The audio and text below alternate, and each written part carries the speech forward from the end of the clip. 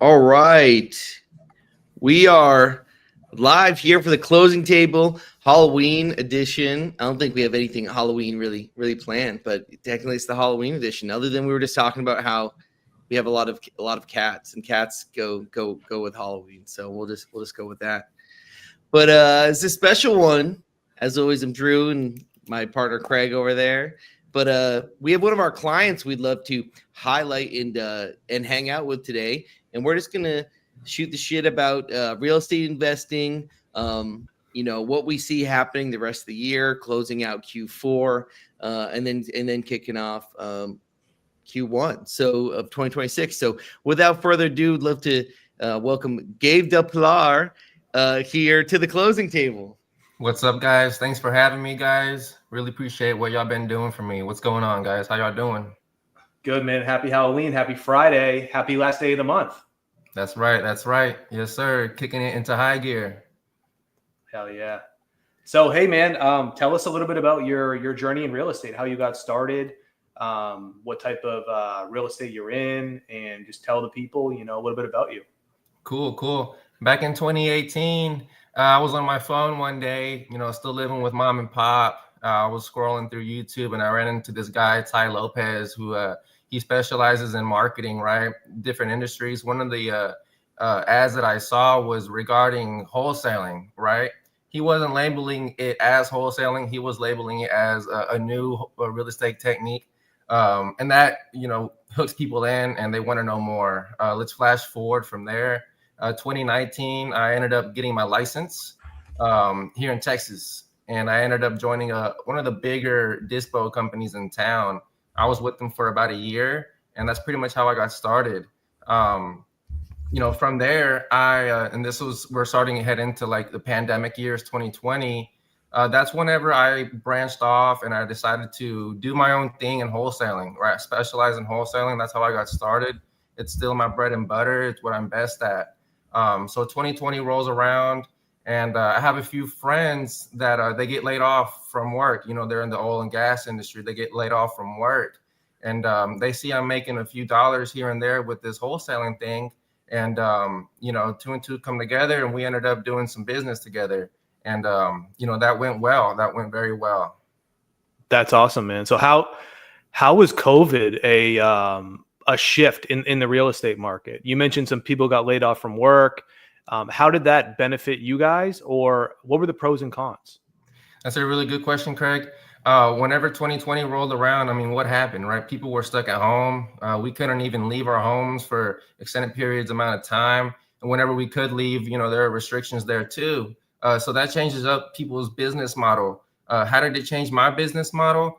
Well, instead of having to go and meet people in person, which is what I like to do, I'm a belly to belly kind of investor. It kind of threw a wrench at my business model for a second, but quick thinking, quick problem solving skills can fix that, right? And I feel like the smarter investors, they didn't let that stop them, right? They went the virtual mode. They went the virtual wholesaling method, and it's really stuck for us since. I still like going out on appointments. But I would say right now, wholesaling, most wholesalers are doing it from their office. They're doing it from their home, like I am right now.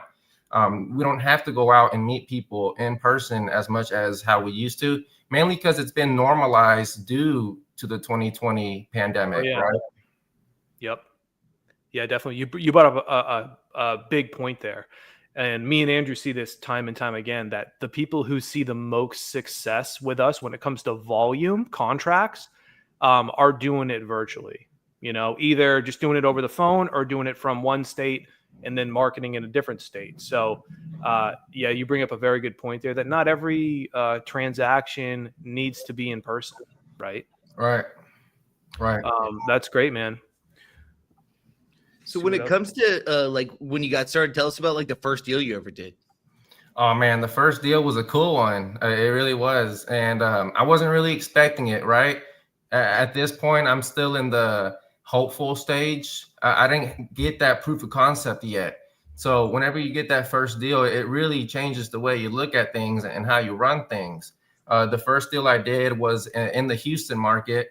And it came from a driving for dollars list that I had made. And I was just doing some cold calling, man. That's all I really knew how to do. I wasn't even that good back then, right? I was just taking action. And that's really what this whole game is about. It's just failing forward. Even if you mess up your words or you say something incorrectly, it's okay. It really is, right? We're all human at the end of the day. And as long as you're taking actionable steps, you'll be okay. And that's what I did. I gave this seller a call and I made an offer and it didn't stick. It didn't stick, right? So my morale went down. Why am I doing this driving for dollars crap? You know, why am I doing all this cold calls if I'm just going to get my offers turned down, right? Well, I kept at it, as many of us do. And about a month later, I get a call back saying, hey, we accept your offer. Boom. I mean, that day changed everything, right? I mean, I'm a 22-year-old kid, you know, making phone calls. I shouldn't really even be seeing this amount of money, but it's really cool that it happened. And that proof of concept changed it all for me. That was the light bulb right there. Right. That was awesome. it. Yeah, action. That's a huge thing in this business too. A lot of people, you know, they do the overload on YouTube, on material, on books, try to find out everything they possibly can know about it. But what it brings is analysis paralysis, right? Right. You overload yourself with so much information that you forget that you actually have to use that information you're learning and do what they say. Take the action to get to your first deal or scale or whatever. Right. And that's a good point that you bring up, Craig. One of the big things that catches people that are just now starting to get into the real estate space, or at least the wholesaling space, you know, what sells us? What do the gurus say that gets, you know, my attention? You know, no money, still living with mom and pop. What grabs my attention? And it's whenever they say, you don't need any money to get started, you know, this and that. And that's true to an extent, right? It's true to an extent. What I mean is it took me months and months and months trial and error to get a deal. Can people last 6 months? You know, not even 6 months. Can people last a month without doing all this work and having nothing to show for it? It's not an easy game, guys. It's not what it's made out to be. The truth is you have to work day and night, you know, bettering yourself, bettering your skills, learning all the time if you actually want to become a wholesaler, right? Not just doing the wholesaling steps. If you want to be a wholesaler, this is something you have to do. You have to know it's going to suck, right? I'm not trying to like deter people away from becoming a wholesaler, right? Give it a shot, give it a go. And if you're a beginner, if you're just a kid in college or even in high school, I think that in today's world, the way things are going, the best way to get into the wholesaling game as a youngster is by joining a team, right? Joining a team. There's plenty of teams in your area, guys, that are always looking for young blood, right? They're not going to turn you away, guys. One team may, but the other team probably not. These people are always looking for guys to come in there and do the legwork, do the dirty work, right? Once you have accumulated enough skills, enough knowledge from the people working around you and the situations that this company puts you in, you're going to feel comfortable enough to get up and go and do your own thing, kind of like how I did, right? Yeah. So when you say join a team, are you talking like an acquisitions firm, like a big wholesale disposition company, or like your local guys, something like that? Right. There's big companies, there's medium companies, there's smaller companies out there. Some companies may require you to get a real estate license. Like the one that I joined, they required a real estate license. And people say, oh, you don't have to go and get a license, this and that. The truth is, guys, it's worth it, right? It's worth it to have your license at least stashed in your back pocket. Well, for many different reasons. For one, you can provide sellers not just a cash offer, you can provide them many other things, right? Like listing their properties. And then you have your local MLS tools. You know, tools like PropStream, tools like PropWire, and, you know, Redfin, this and that. They're great. They're awesome. But nothing beats a local MLS. Nothing does, right? Mm-hmm. It's a very good thing to have. Yeah, you get the most accurate, you know, sales comps, listing comps. Yeah, that's definitely a benefit, man. A lot of people, I think, look past that and are just like, hey, I don't need my license. I can hop in. But I feel like that the barrier to entry with somebody coming in there with that mindset is so low that it just brings the worst of the worst, right? Would you agree? How what do you mean exactly by that? Well, you mentioned the getting the license thing. Right, But then somebody kind of like, well, if I'm going to do wholesale, I don't need a license, right? right. Where when then somebody like with that mindset, I feel like Got it. just they Yeah. assume that I don't need a license, I don't need money, Well, anybody can do this, right? yes and no, right? Yeah, you can go, you can try it, go try it. And then after 6 months, come in, we'll have another talk about it. Mhm. You're limiting yourself, right? That you're just limiting yourself. If you want to just learn wholesaling, cool, like go and do it. You're gonna find out really quick how tough it is in today's market to be a one-trick pony, right? To be just a wholesaler. In today's market, guys, they don't really exist. And if they do, the amount of people and the amount of money that it requires to have a successful, just one exit strategy business, it's pretty big, right? Mm. And guys, that's a good conversation topic there. Do you have any other questions that revolve in that? It's Yeah. like really with it, it's like one, I'm sure, like so when you have been through the process of getting your license, just the education you get of how the real estate industry world works, like having that education and being able to talk like a realtor to a potential seller, which you don't want to come off like just a guy who's getting into wholesaling, right? You want to have an education of the real estate industry, understand how to talk to sellers, because as us who do it, and Craig who does a lot of our deals, one thing I see Craig do all the time when he gets on the phone is he's providing education and value to a seller, even if we don't end up working with them, even if we don't end up buying their home. It's providing education of, hey, this is what you're looking at, the things you're going to face. Here's the scope of what the real estate market is like. So a lot of these sellers, just by you communicating with them and providing them some value and education, may lead them to want to work with you in the future. Maybe not on that property, but maybe a property down the line, or maybe you tell them the information that they didn't have, and then they believe they can go get something better or greater somewhere else. And just like your first deal, they come back to you a few months later and they say, oh, well, Craig actually gave me this information and was really helpful, even though he wasn't able to buy my house at the price I wanted. But now I've realized he was right about everything, and now I'm going to come back to him. Yeah, that's a really good point there, Drew. Let's put ourselves in a seller's shoes, right? A distressed seller's shoes. These people are getting phone calls, they're getting emails, mail, text messages like every hour of the day, right? It's really hard to pick a path if you're just getting all these different options thrown at you, right? Once a seller gets on the phone with one of these people, the seller is so stressed out that they just want an offer, right? They don't want to go through the series of questions that they really have to go through to get to where they want, right? They just want an offer. And they usually end up getting, a BS offer from these people because they're not willing to really settle the seller down and educate them the way Craig does, the way I do. And that's really what it's about, right? If a seller has 20 people in their ear and they're getting 19 offers and they don't even know where to really go with these offers, and then Craig comes around or someone else comes around, they hop on the phone with this person and they educate them on their house. They educate them on the real estate industry in general. They educate them on, their particular situation. And from there, we can come up with the solution, right? It's all about educating these people and coming up with the best solution for them.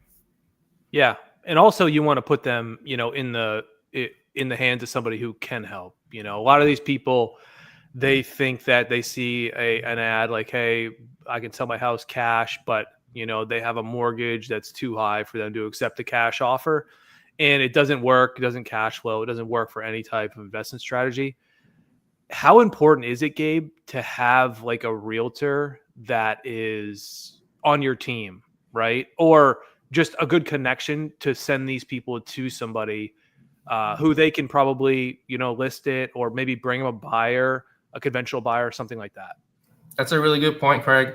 And I mentioned earlier, being a one-trick pony in today's world, it's pretty tough.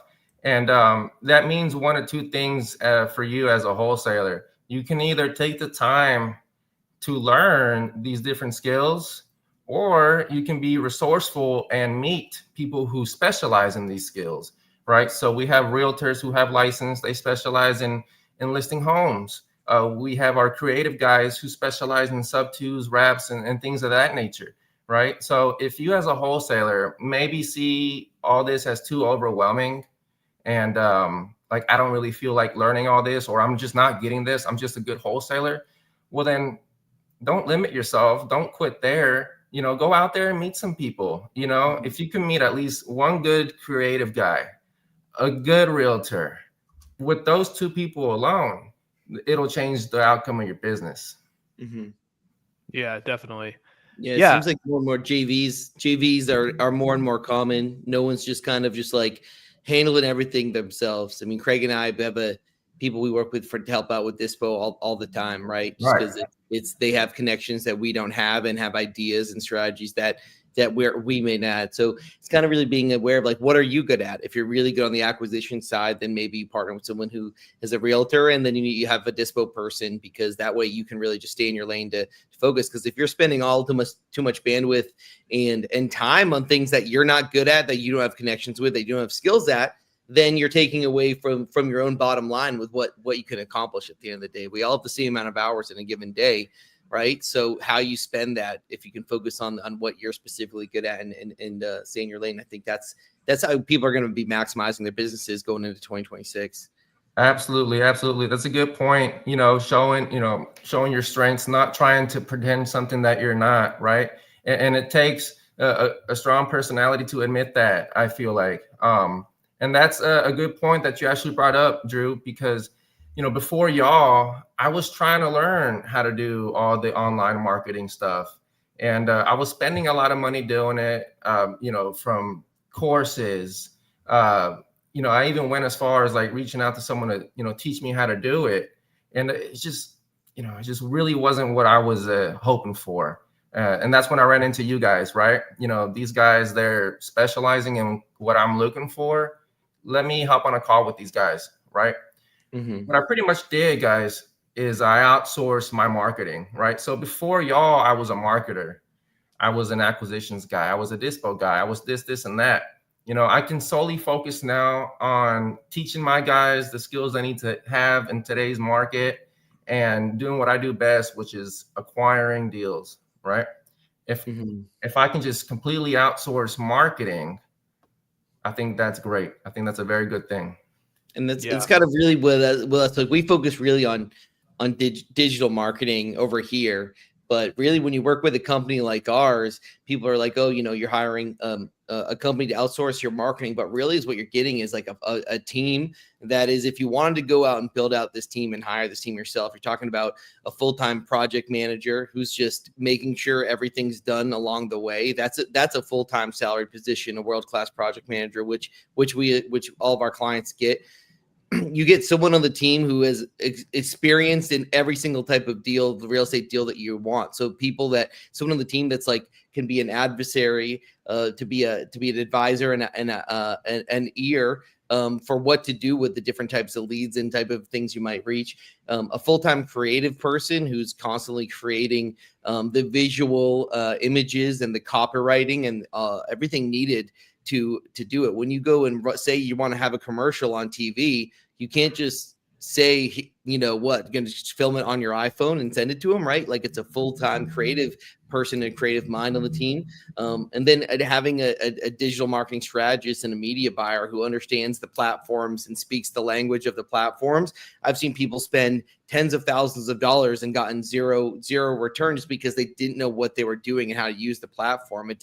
It's not the most easy thing, and they don't make it easy for a reason, because it can be pretty advanced. So when you're dedicating that much time and resources outside of the ad spend of what you dedicate, you're paying for this advertising space. But if you don't have all those positions in line on your team, and if you wanted to go higher out, you're talking minimum of a few $1,000s a month for each one of those positions, versus coming to a company like us that already has it dialed in, and we can just kind of take over that, and you're just pretty much plugged into our ecosystem.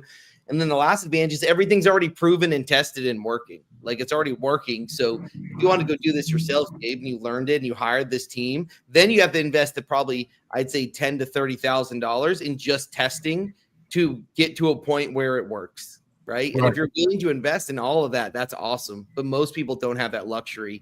A lot of the guys we meet are kind of doing that, living deal to deal. Right. So how can you invest $30K into building, training a team, having that team ready, and then another $30K over the course of 90 days, just testing to see what works. And so we did this back in 2022, probably spent our $30K testing and building out the system that's now running. And now it's only improved since then. Absolutely. Yeah. Absolutely. Yeah. I feel like too, like no matter what, any business owner or entrepreneur investor always would like to keep marketing in-house, right? Just for the control aspect, right? I can turn it on when I want, turn it off. They think they're saving money, but at the same time, they're wearing all hats, just like you were, Gabe. And they would rather try to do it that way, but then quickly realize that they don't have the capacity to scale that or even keep up with that. And then they realize after they spent thousands of dollars that, hey, maybe I should have just outsourced this to somebody who's already doing it. Right. So yeah, that's what we specialize in. They call us Lead House for a reason, so we're here to get you guys leads. You got that right. With what marketing have you done? It's obviously you work with us, and we do handle the outbound for digital marketing, so social media advertising, digital marketing, Google, Facebook, all those things. But like, what else have you done? And what is your like power rankings of different lead sources that you've worked with? That's a really good question, Drew. I started off how most people do, and that's by cold calling, right? Driving for dollars and cold calling a list. It's one of the cheaper ways to get your foot in the door of real estate. And I did that for a while, and I still do it. It's one of my favorite ways to get leads. I would probably rank that. We'll do the ranking at the end. Once I, accumulated enough funds, and we're talking 2021-ish, I hopped into the SMS game like many other people did. And boy, I tell you, that was kicking ass. Like it really was. We were doing deals at the wazoo. And it was pretty expensive, I'm not going to lie, but we were doing deals. And that was our bread and butter for a couple years there. A couple years back from today, we got hit with those regulations, right? So the SMS of the past is no longer here. You can't send out thousands and thousands of texts a day. You just can't do that, right? It's pretty much against the law.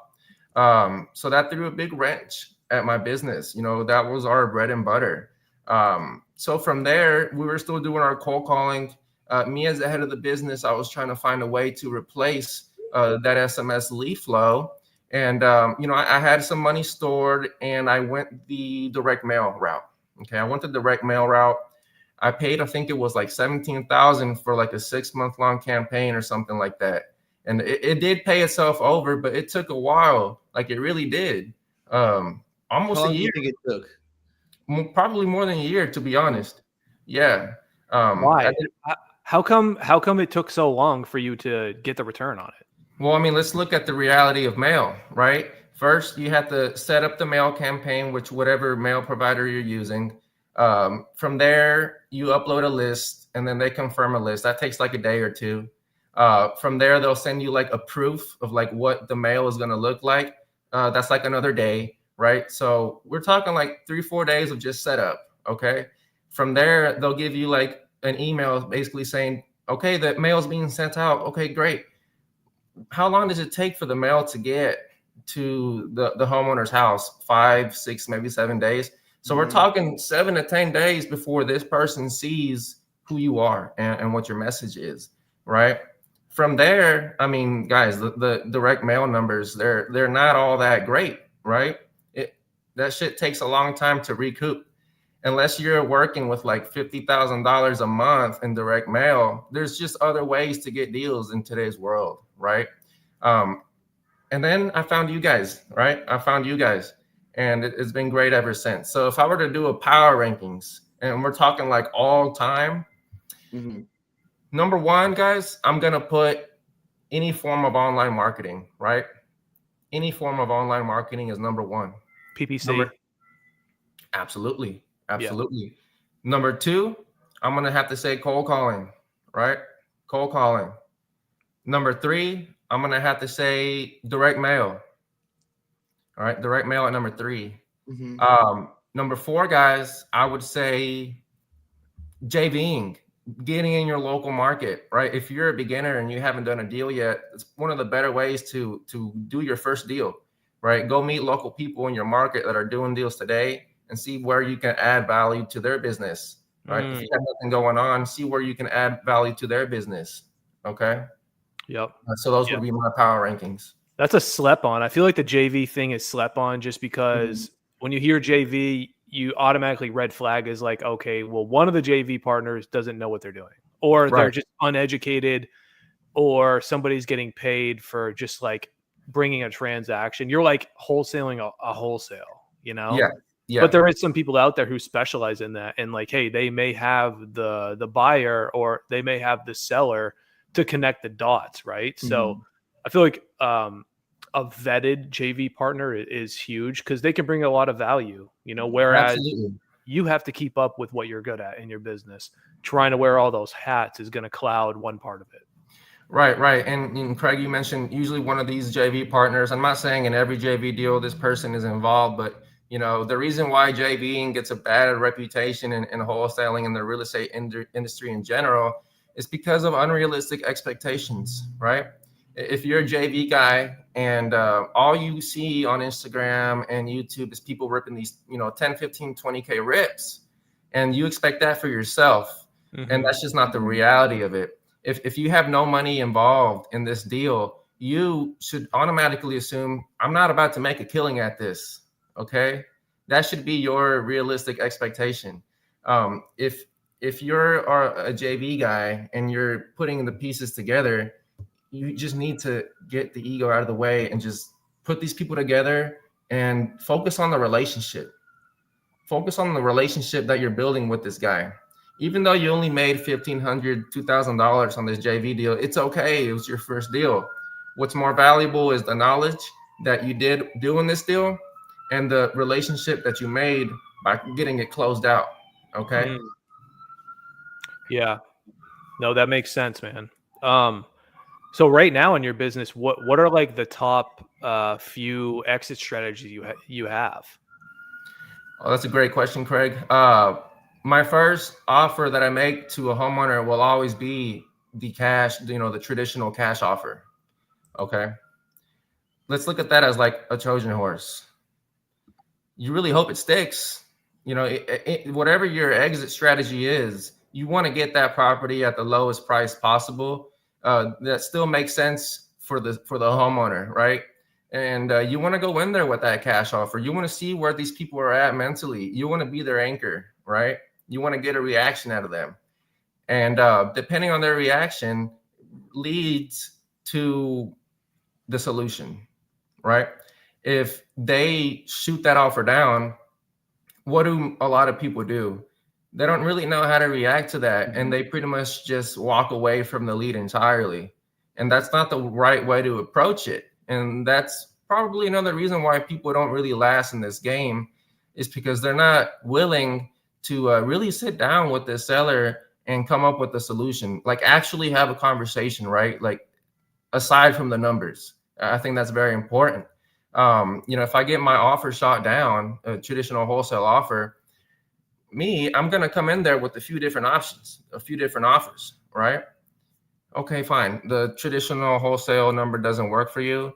Let's take a look at your mortgage. Let's take a look at some other factors involved, and let's lay out some options for you, right?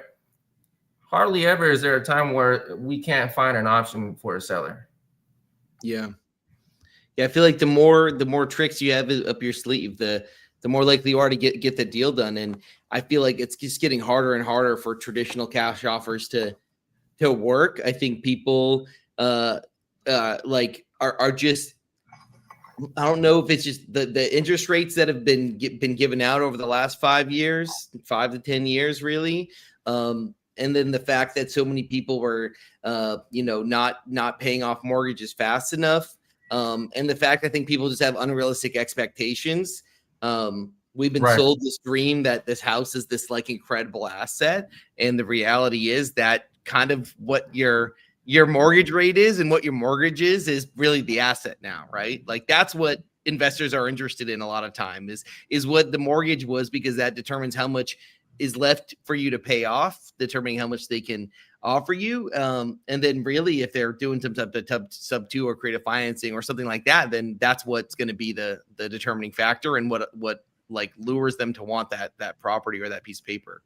Absolutely. I mean, let's look at our competition, right? If you're going into a prospect a house and meet a seller, only knowing wholesaling, guys, you're gonna get your teeth kicked in, right? Because I'm gonna drive up to that house maybe an hour later after you, and I'm gonna lock them up. Let me use an analogy. If I'm gonna fight and I'm a mixed martial artist, I know a whole bunch of different disciplines, and I'm going up against a guy who only knows how to box, I'm gonna kick your ass. And that's just the reality of that. And that applies to real estate. Okay. If you're only a wholesaler and you only know how to approach this situation with your cash offer, you're going to lose it almost every time because of, Drew, you mentioned the interest rates and other different, economical factors that are affecting the decision-making in these sellers' brains. Right.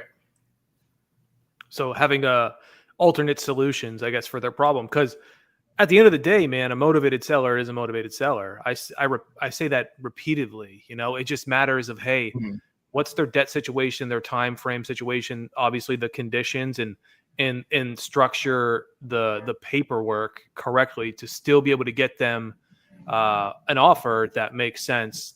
But they're at the end of the day, they need to sell, right? Exactly. Just more a little fun. What's like the worst situation you've kind of seen someone in, or the craziest deal you've done, or just like the crazy, because it's always like a lot of times, Craig, I talk about when you're calling these sellers, it's almost sometimes you're a therapist, sometimes you're being treated like a loved one, and sometimes it's like almost watching the news and the craziest news headlines of the week of what this person potentially is going through or gone through. So what are some crazy ones you've been through? Because I know we got some crazy ones that we've experienced. Right. I mean, if you're in a metro city and you're in the real estate industry, you're gonna see some things, right? you're gonna see some things. You're gonna hear some things. Some sad, some shocking, some funny. And after closing hundreds of deals, it's kind of hard to like pinpoint a craziest or like worst deal or something like that. But I'll give you a couple examples. Craziest deals. Woof. There was this one house. This was out in the outskirts of the city. And who called me wasn't the actual owner. Instead of it was the ex-wife. Okay. So this property was backed up on taxes. They're getting ready to foreclose on this house because they haven't been paid for, I want to say it was like maybe 4 or 5 months. And I asked her why, why have y'all not been taking care of these taxes? And she mentioned to me, well, it's not really my house. I don't live there, but it is now because my ex-husband died. Okay. So my ex-husband died in the house, she said. All right. She gave me permission to go out there. And I noticed the doors were locked. Okay. So I called her. I said, hey, the doors are locked. How can I get in? She said, go around the back, bust down the door. So I did. Kicked it down? Yeah. I mean, dude, it took probably like 4 or 5, donkey kicks, man. And I finally breach it. And I see what was giving me, such a rough time getting in. The door's barricaded by probably like 75 Pizza Hut boxes just stacked up to the ceiling, right? No BS. And I'm like, damn, okay, I guess this guy really liked Pizza Hut. So I'm walking through the house, I'm taking my pictures, whatnot, inspecting. And I noticed there was a bunch of the green Nature Valley granola bars. There was a bunch of unwrapped wrappers on the ground. And I'm like, this is weird. I kind of move them around because I see something underneath, and it was dried up blood, right? Dried up blood. And, I got to thinking damn, I really hope this isn't this guy's blood. But it more than likely was. So that's one story. That was pretty nasty, but I got a nastier one for you. You ready? This house was within the city limits. And I went out there. House has been vacant for a couple years. 2-story house, not even that old, but it was vacant. The owners, they actually live out the country, right? They live out the country. So I go in there, and there's like, I kid you not, there's like probably like an inch worth of like shit on the ground, like little pebbles covering the entire ground, like not an inch of like carpet, like everything was covered in shit. And I go upstairs, and it's like the same thing. I'm like, what the hell is going on here? And I go up around back, and I see these 2 goats, right? And this is in the city, right? We're not in the country or anything. I see these 2 goats. I call up the seller, and I say, hey, what's going on? Like, why is your house covered in shit? And why are these 2 goats here? And she's like, oh, yeah, those are the neighbor's goats. I gave them permission to break in through the house because people were squatting, right? So people were squatting in this house, and the solution was, let's unleash the goats. And there was no squatters in there when I went, but dude, like, it was nasty. Goats, man. Goats, man. That's crazy. So what happened, dude? Did you get that deal done? We got him done. Yeah, we got him done. It was messy, just like the house. Anytime, guys, you see like a house that is just absolutely like just berserk through, expect something to tag along, when it comes to like the title issues. Easy. Yeah. Kind of like this came at a Halloween episode with the guys' real estate ghost stories, Real estate ghost stories. Scariest stories. I'm blessed I haven't seen any weird stuff like that. I can't do ghosts. I'll run out that house so fast. That's funny, man. Tell us about the biggest deal you ever did. Oh, that's a good one. And this was back in, I want to say 2023. I was doing some driving for dollars, right? I like to do it. I still do from time to time. I was doing some driving for dollars, and I see this lady. She's like moving some furniture out by the curb. I'm driving slow already, right? I'm not zooming through these streets. I'm going like 5-10 miles an hour already. So, I pull over, I roll my window down. I ask the lady, hey, you moving out? Why are you moving all this stuff out? You getting ready to sell the house? And she said, oh, I'm not the owner. I was the owner's caregiver, but I live here now. I said, oh, what happened? She said the homeowner died, right, a few months back. And the family's giving me permission to stay here along with the homeowner's grandkids. They're not like kids. These are adults, but they were all living in this house. The house was totally messed up, boys, from top to bottom, foundation, AC, roof. It all had to get replaced. It was a very, very expensive rehab. And I got that deal. I want to say I got it for like in the 80s. And I sold it somewhere around, I made $37,000 off this deal, right? That was my biggest deal to date. And just the way that it came, guys, is what makes this deal so special, right? And it goes back to some of the points I was making earlier in the podcast about taking action and not being scared, right, guys? If you see someone, guys, in a neighborhood, even if you're not doing your driving for dollars, guys, roll the window down. If you see people moving stuff out to the curb, roll your window down and ask them what's going on, right?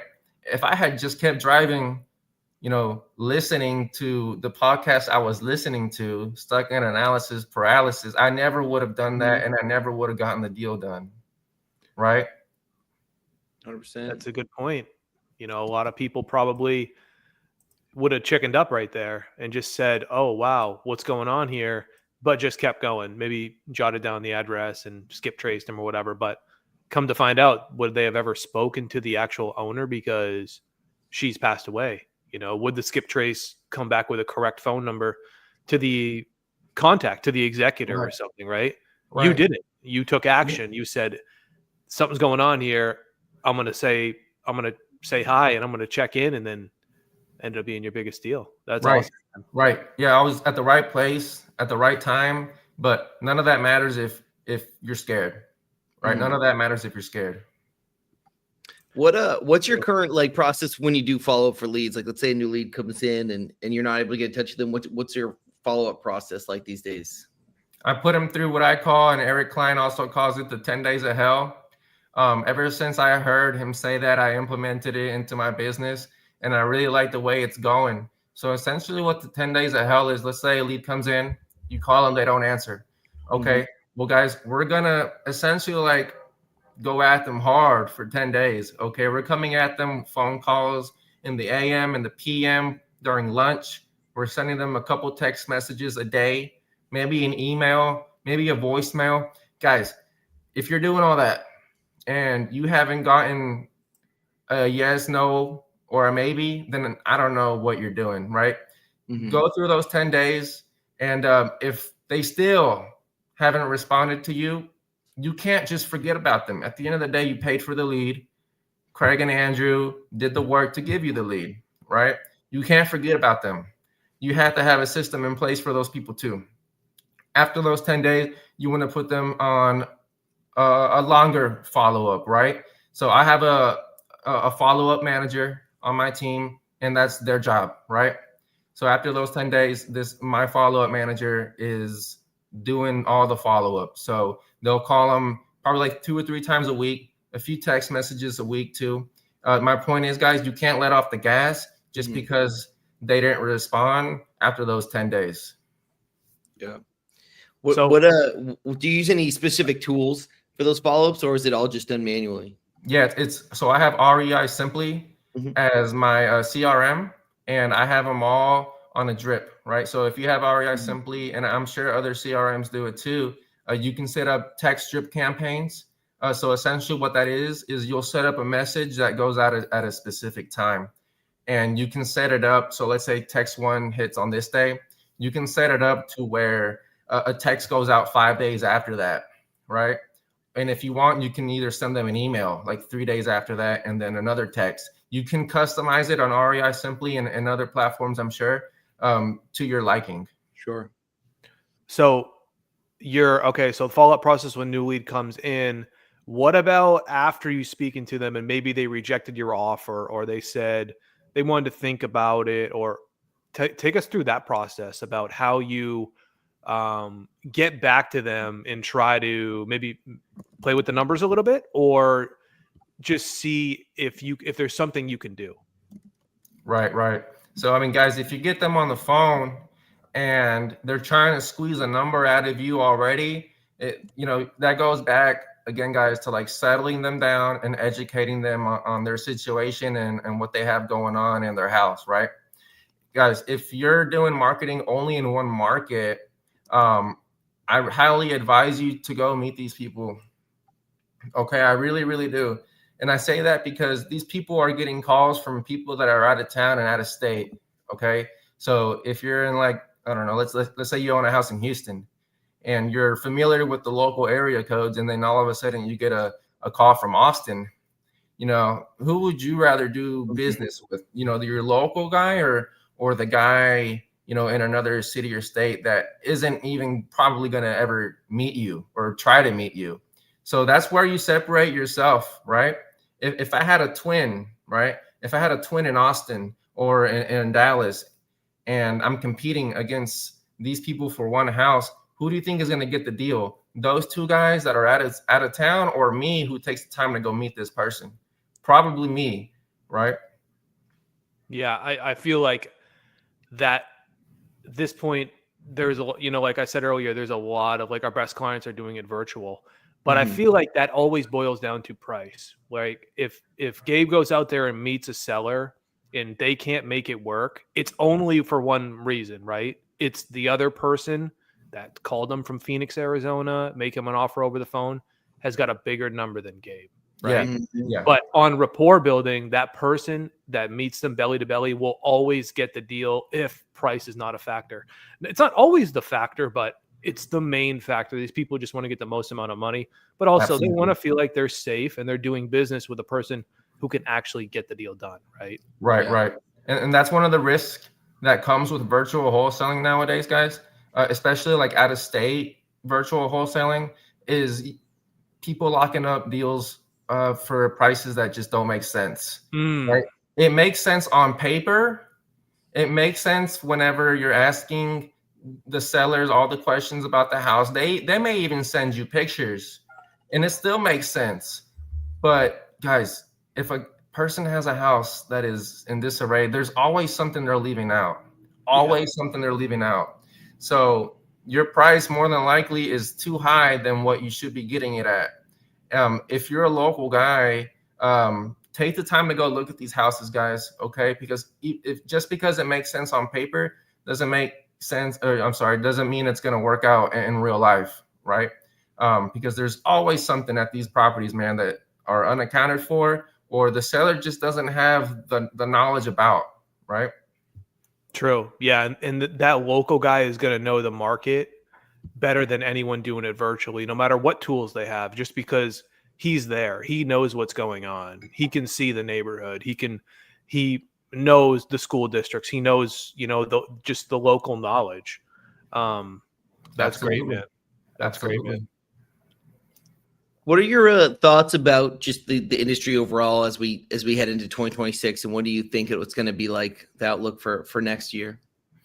That's a good question, man. I mean, let's look at the economy, right? And let's look at the prices of labor. Let's look at the prices in construction material. All that has gone up, and it's going to continue to go up. So what does that mean for our flippers? It means they're not going to really be making as much money as they were in 2023 if they're still running their numbers as if it was 2023, right? So people need to adjust their numbers into today's market and in the future. What else do I see? Rising interest rates, right? It's tougher for people to buy a house. It's tougher for people to move. And let me make a point real quick. Traditional wholesaling in the early 2020s was a little bit easier. And one of the main reasons why, guys, is because sellers had more options, right? Sellers had more options on where to go, where to move to. They could actually afford a house in that market compared to today's market. And it could work with your cash offer. And that's why we were seeing more and more wholesale traditional cash deals happening within those years, right? Because they could afford it. The sellers could afford it. In today's world, it's just, they can't, your cash offer probably hasn't really changed much compared to like 2020, 2021. It probably hasn't changed much. And that's due to the rise in construction prices, the rise of material and labor, right? So you can't really inflate your cash offer to try and get a deal in today's market, which leads to you having to learn other ways to get these deals done. Yeah, that makes sense. Yeah. Also, I feel like if people didn't adjust their numbers or their formula, right? I think back in the day, the most common formula was like the 0.7 of the ARV, ARV times 0.7 minus repair minus wholesale was like the go-to formula. But over time, there was a lot of people missing out on deals just because that formula is very aggressive. It is. If you get a deal with that formula, then you got a killer deal. But the just with the rise of interest, the rise of construction, the economy, all of that stuff, the formula kind of changed into like something different.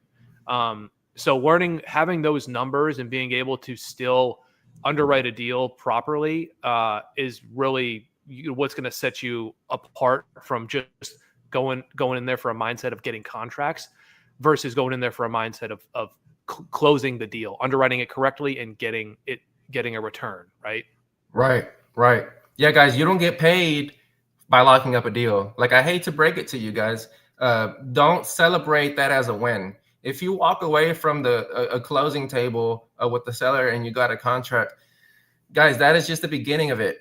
All right. Don't go to your local Chili's and celebrate, guys. Like it just started, and that's when the real work starts. Okay.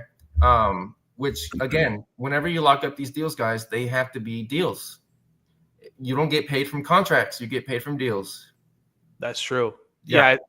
Like locking up a deal is just one part. Maybe it's a touchdown, right? But the game is still, you still got a couple quarters left in the game. It's still going. Yeah, you're not even at halftime yet, man. You know, Yeah. the moment you're at halftime is whenever you find your buyer, right?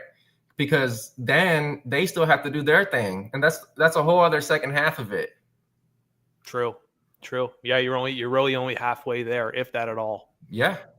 Okay. What are your thoughts about marketing in like through like the holidays that are coming up with Thanksgiving and just deals? Like, is it harder? Is it easier through the winter months, depending on where you are, or what do you think about that? That's a solid, really good question, Drew, especially since we're about to head into those, final months of the year here. Tomorrow, right? It's November 1st. And tomorrow marks basically the end of the year for a lot of people, right? They're enjoying the fruits of their labor. They're hanging out with their family. They made a killing these last 10 months. And hey, I'm not knocking that. That's awesome. You go and do that, okay? We're not. November and December have historically been our best months. And Wow. I think I know why. The reason is a lot of other investors, wholesalers, they take their foot off the marketing pedal, right? They took their foot off the marketing pedal, and they start doing less deals, right? They start doing less deals because of that. Us, on the contrary, noticing that, we're going to amp it up, right? We're going to amp it up a little bit. And I'm going to tell you why. Just because we have some real estate agents and investors and wholesalers taking these next 2 months lightly, that doesn't mean the sellers' problems go away. Yeah. Right? If anything, it's quite the opposite, guys. November and December, what are they? The season of giving, the holiday season. Happy, happy, happy. That's just not the reality for a lot of people, guys. Okay? A lot of people, it's the most dreaded time of the year because they're seeing their co-workers, their neighbors enjoy a nice turkey dinner. Meanwhile, they're eating some leftover shit, right? And they're really going through it. Guys, just because there's less agents and investors during those 2 months does not mean that there's going to be less people in distress. It's quite the opposite. That distress that they had during those 10 months has now amplified during the holiday season, right? They're really hurting. And it's our responsibility to go in there and help these people out, okay? Because a lot of people have stepped out of the game, giving us the opportunity to come in there and clean up what they left behind, right? Yeah, you make a solid point there. Kind of like, and I think the whole world is kind of like this, like with business and just everything is people kind of, they let their guard down for the holiday months, just knowing that the weeks are going to be a little shorter. We got, I think November we got, is it Veterans Day in November plus Thanksgiving, Black Friday. Yeah. So there's like 4 or 5 days there where people might not even go to the office, you know? One of the big things people don't talk about also with those holidays is, especially if you're doing digital marketing like you're doing, Gabe, is those times where people aren't at work. Those are times where people are at home on their computers and on their phones. And that's where ad visibility is up high, right? So your ability for people to see your that you are offering a solution to their problem is really high. And there's also one period right after Black Friday, Cyber Monday, right before Christmas, where like competition is low because all the e-com brands are really done advertising. They come with these big advertisements. So we had a great look end of Q4 last year because of that. Because you got to think about how many days of these next 60 days, how many of those days are a lot of people not working. And when you have that many holidays combined, then that just means people online, computer, pastime activity is at an all-time high. So there's a lot of people that are going to be potentially seeing your ads who maybe have not seen them yet. Absolutely. And this message here, which I'm about to say right now, is for the people who have had a rough year, okay? Because I know y'all are out there. I know y'all are listening, and y'all have maybe had a rough year, guys. These next 2 months is your opportunity window, all right? Your competition, who was quote unquote taking your money, taking your deals away from you, they're taking a step back these next 2 months, guys. Okay, these next 2 months, you got to go hard, harder than you've ever been, because if you don't, who's to say you'll still be in the game come January the 1st? You may not. Okay, these next 2 months are very important. Go get a deal. Go get 2. Go get 3. But this is it, guys. Here's a question I kind of just thought of off the record.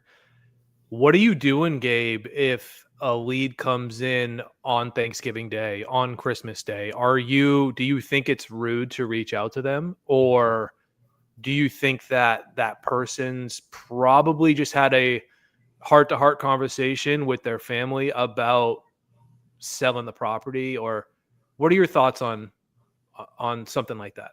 Let's assume this person is having a Thanksgiving dinner with their family. Okay, they go through their phone, they submit the form, and you'll get it right on Thanksgiving.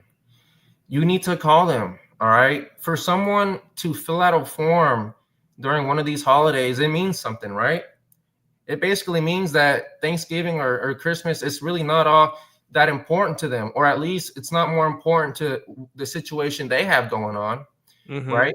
Guys, if you get a notification on your phone saying you have a lead and you're in the middle of eating stuff in your face with some pecan pie, what I want you to do is I want you to rip off a napkin. I want you to put it over your pie, and I want you to step outside and make the damn call, okay? The reason I want you to make the call right there and then is because there's a possibility, and I'm not saying it's a fact, but there's a possibility that if they are at Thanksgiving dinner, there's more decision makers around, okay?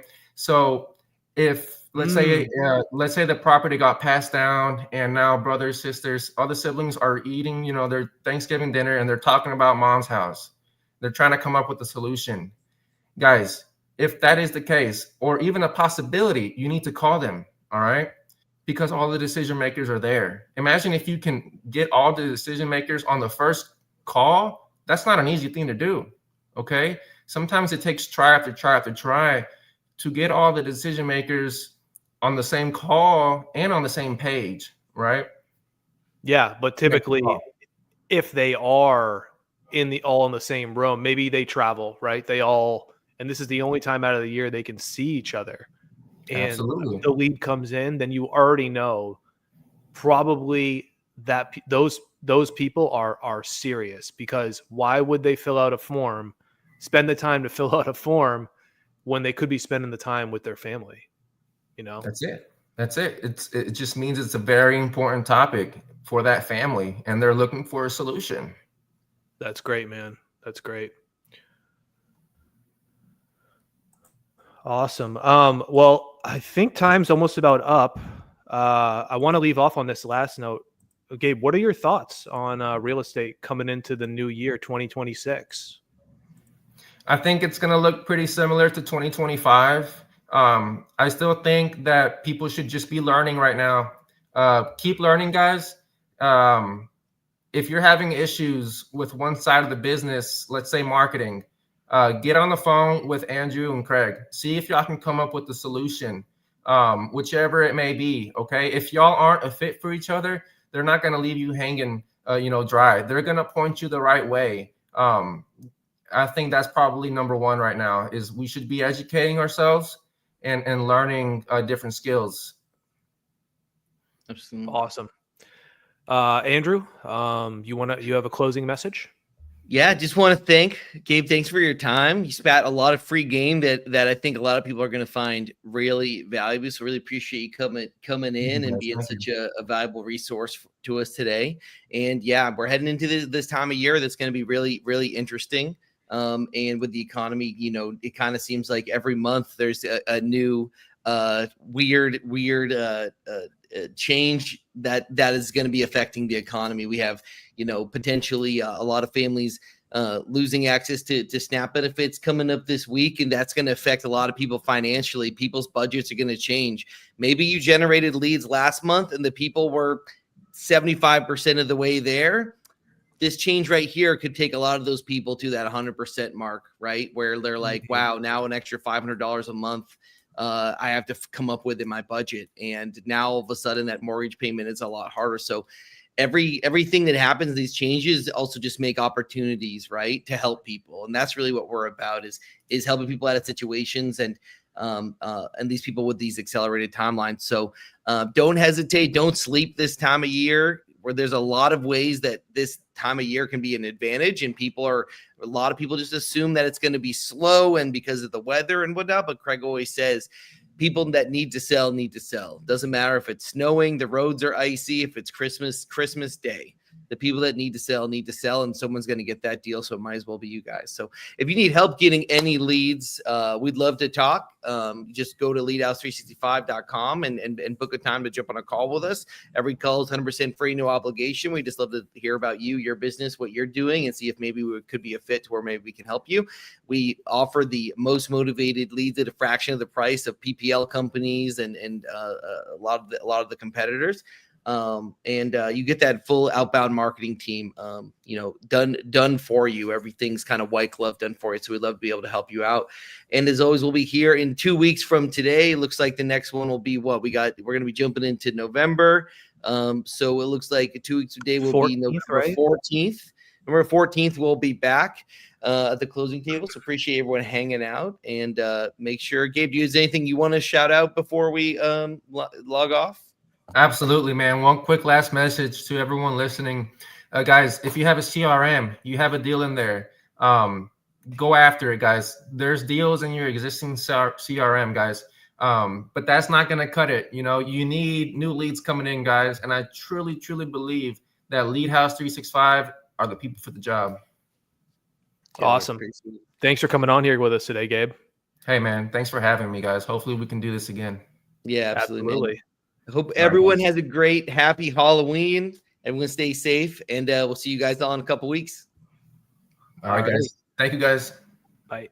Bye.